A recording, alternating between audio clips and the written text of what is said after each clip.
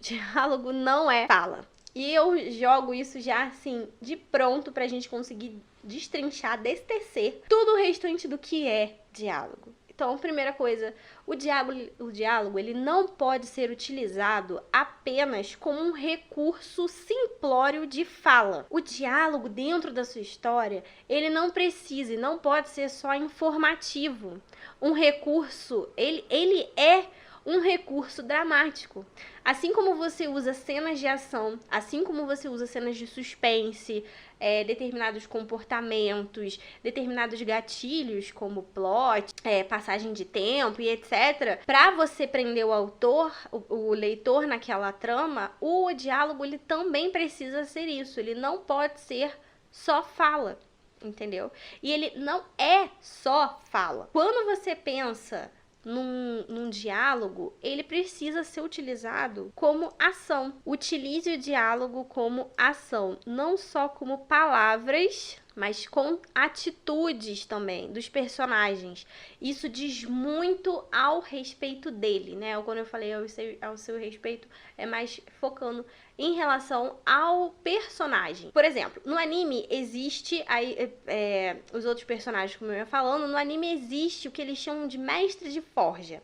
Os mestres de forja, eles são humanos que têm poderes sobrenaturais, que conseguem, vamos dizer, invocar criaturas das trevas, né, do inferno, em cadáveres humanos. Então eles precisam, tanto que os vampiros vão lá, matam uma pancada de gente, entregam um cadáver para esse mestre de forja, ele faz lá a magia dele e transmuta, como se fosse uma alquimia mesmo, transmuta esse cadáver num ser maligno, uma criatura toda desfigurada e tal, não se parece mais nem com humano e etc. Quer dizer que o humano é só um insumo. Existem dois mestres de forja principal, o que eu vou falar aqui é o Isaac, que ele é extremamente leal ao Drácula. Ele é um humano extremamente leal ao Drácula. Porque, se eu não me engano, acho que o Drácula salvou a vida dele, alguma coisa do tipo. Não quero entrar muito no detalhe da história também para não perder a graça de quem quiser assistir.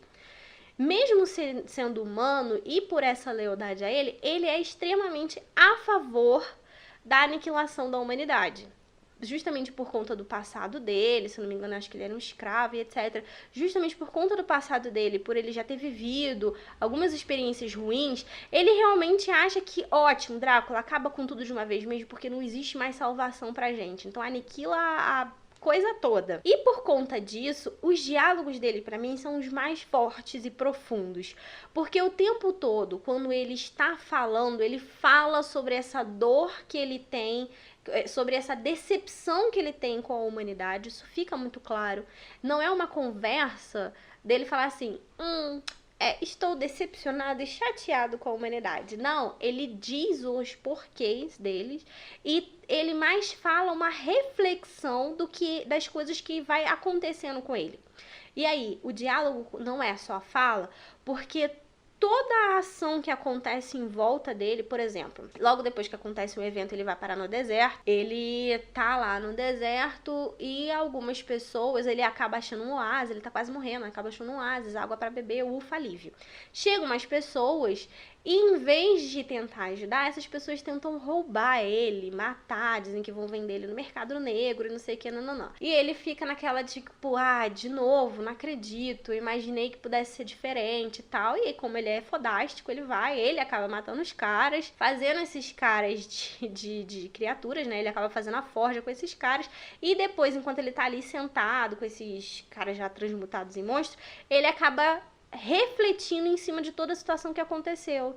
Como é possível que a humanidade ainda esteja assim, da mesma forma? De fato, Drácula tem razão, tem mesmo que passar a vara em todo mundo, não existe mais salvação para a humanidade. E todo o diálogo dele vai sendo construído em cima daquela situação que aconteceu com ele. Não é algo só que ele senta do nada e pensa sobre aquilo, sabe? Para não ser chato, casa com a situação e com a cena que tem. Então tem a ver com o que ele tá falando. E tem a ver muito com quem ele é.